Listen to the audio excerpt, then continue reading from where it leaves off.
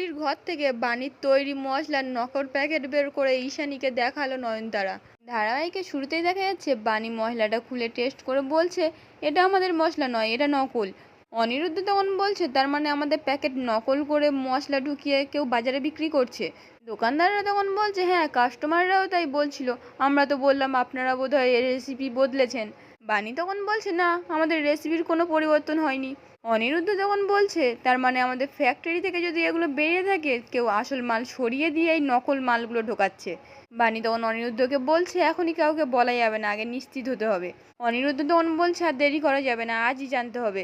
বানি তখন দোকানদারগুলোকে বলছে অনেক ধন্যবাদ, আমাদের পাশে থাকুন, আমরা ঠিক সমাধান করে ফেলবো খুব তাড়াতাড়ি। দোকানদারগুলো তখন ওখান থেকে চলে যায়। এদিকে তখন বিক্রমদেব বিদ্যুৎকে বলছে ওরা যাতে না কোনো তদন্ত করতে পারে তার ব্যবস্থা কিন্তু তোমাদের করতে হবে। বিদ্যুৎ তখন বলছে আপনি চিন্তা করবেন না, যাদের টাকা খাইয়েছিলাম তাদের ভয় দেখানো হয়ে গেছে, তারা আর মুখ খুলবে না। বিক্রম তখন বিদ্যুৎকে বলছে খুব ভালো বিদ্যুৎ, কিন্তু একটা কথা মনে রেখো, ভুল যেন না হয়, একটা ছোট্ট ভুল কিন্তু আমাদের এই প্ল্যানটাকে ধ্বংস করে দিতে পারে। বিদ্যুৎ তখন বলছে আমাদের টাকাটা। বিক্রম তখন বলছে তোমরা না শকুনের মতো, শকুনের চোখ সবসময় ভাগাড়ার দিকে থাকে, তোমাদের চোখও সবসময় পয়সার দিকে থাকে, সবসময় খিচ খিচ করে টাকা চাইবে প্রত্যেকটা স্টেপে।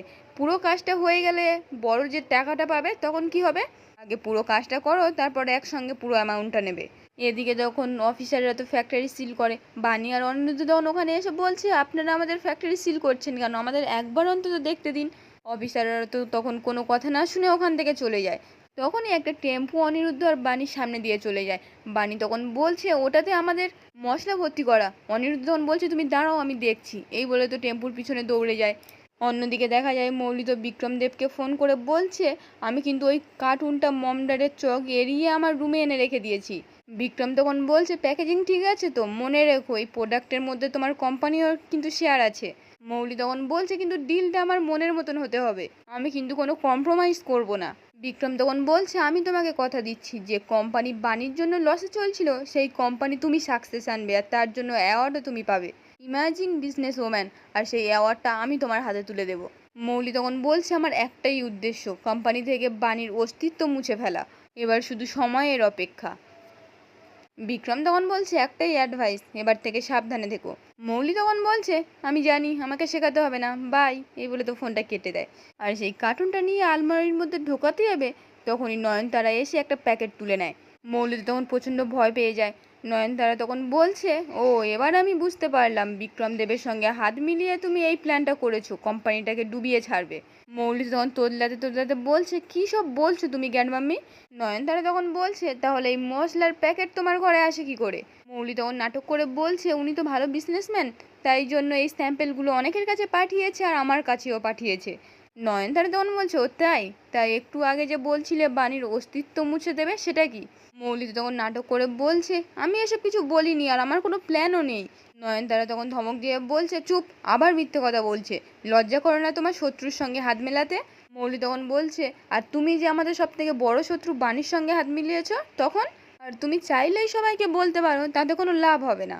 নয়নতারা তখন ধমক দিয়ে বলছে লাভ ক্ষতি আমি পরে বুঝে নেব, আগে বলো বাণীর অস্তিত্ব মুছে দেবে কি ক্ষতি করেছো তুমি। মৌলি তখন বলছে শোনো গ্র্যান্ডমাম্মি, তুমি মিছিমিছি আমায় দোষ দিচ্ছ। নয়নতারা তখন বলছে বাণী আমার নাতনি, আমি ওর কোনো ক্ষতি হতে দেবো না, ভালো চাও তো মুখ খোলো। এদিকে তখন অনিরুদ্ধ তো কোনো রকমে দৌড়াতে দৌড়াতে গাড়ি থেকে একটা কার্টুন টেনে নামিয়ে নেয়। তারপর তো বানি তার ভেতর থেকে একটা মশলা বের করে গন্ধ শুকে বলছে এটা তো অরিজিনাল মশলা, তার মানে আমাদের ফ্যাক্টরি থেকে অরিজিনাল মশলাই বেরোচ্ছে আর মাঝখানে কোনো গন্ডগোল হচ্ছে, কিন্তু কারা করছে এই কাজ। অন্যদিকে দেখা যায় মৌলি তো নয়নতারাকে বারবার বোঝায় যে আমি কিচ্ছু করিনি, তারপর বলছে ওরা কি তোমাকে ভয় দেখিয়েছে, না হলে তো গ্র্যান্ডমাম্মি তো এমনি এমনি কাউকে ভালোবাসার মেয়ে নয়। নয়নতারা রয় স্বার্থপর সেলফিশ। নয়নতারা তো তখন সাইডে সরে এসে মনে মনে বলছে আমি বুঝতে পারছি এই ঈশানীর মেয়েটাকে শয়তানি শিখিয়ে কত বড় ভুল আমি করেছি, তাই সে আজ এত ধূর্ত এত ভয়ঙ্কর হয়ে উঠেছে। আগে যদি আমি জানতাম ও নকুলের মেয়ে নয় ঈশানীর মেয়ে, তাহলে কোনোদিনও ওর শয়তানির পাঠ আমি শেখাতাম না। উফ, আজ নিজের পাতানো জালে নিজে জড়িয়ে গেছি। কিন্তু না, খেলাটা এখনও শেষ হয়নি, এই খেলার মোড় আমাকে ঘোরাতেই হবে, এবার বাণীর ভবিষ্যৎ আমাকেই লিখতে হবে। এই বলে তো ওখান থেকে চলে যায়। এরপর বেশ কিছুক্ষণ সময় কেটে যায়। এদিকে তখন সরকারি অফিসার এসে অনিরুদ্ধর হাতে নোটিশ দিয়ে বলছে সরকারি নির্দেশ, তদন্ত শেষ হওয়া না পর্যন্ত আপনাদের মশলা বাজারে বিক্রি করা নিষিদ্ধ। অনিরুদ্ধ আর বানি তখন তো অনেক বোঝানোর চেষ্টা করে, অফিসার তো কোনো কথা না শুনে ওখান থেকে বেরিয়ে যায়। আর বাইরে এসে বিক্রমকে ফোন করে বলছে, স্যার বানি আর অনিরুদ্ধ আসলে একটা মশলার প্যাকেট বার করে আমাকে বোঝানোর চেষ্টা করছিল, আমি কোনো কথা শুনিনি। বিক্রম তখন ধমক দিয়ে বলছে, কি হচ্ছে কি, তুমি থাকতে আসল মশলার প্যাকেট ওদের হাতে গেল কি করে? অফিসারটা তখন বলছে, না স্যার আমি সব কিছু করে দিয়েছি, ওরা অবশ্য আইনি ব্যবস্থা নেবে বলছিল, আমি শাসিয়ে দিয়েছি। বিক্রম তখন ধমক দিয়ে বলছে, আমার মাল কিন্তু কিছুক্ষণ পর লঞ্চ করবে, আমি কোনো রকম ঝামেলা চাই না, আর তোমাদের উপহার তোমাদের বাড়ি পৌঁছে যাবে। এই বলে তো ফোনটা কেটে দেয়। এদিকে তখন নয়নতারা অনেকগুলো মশলার প্যাকেট নিয়ে অনিরুদ্ধর হাতে দিয়ে বলছে, বিক্রম দেবের মশলা আজকে বাজারে লঞ্চ করবে, আর এটা আমি মৌলির ঘর থেকে একটা কার্টুনে পেয়েছি। বানি তখন বলছে, তার মানে আমাদের সন্দেহই ঠিক ছিল। অনিরুদ্ধ তখন বলছে, বিক্রমদের বিদ্যুৎ আর কুয়াশা আর মৌলি এরা সবাই জড়িত, তার মানে এর মিটিংই করছিল। বিক্রমদেব দাবা খেলতে ভালোবাসে, এবারে এমন একটা চাল দেব কিস্তিমাত হয়ে যাবে।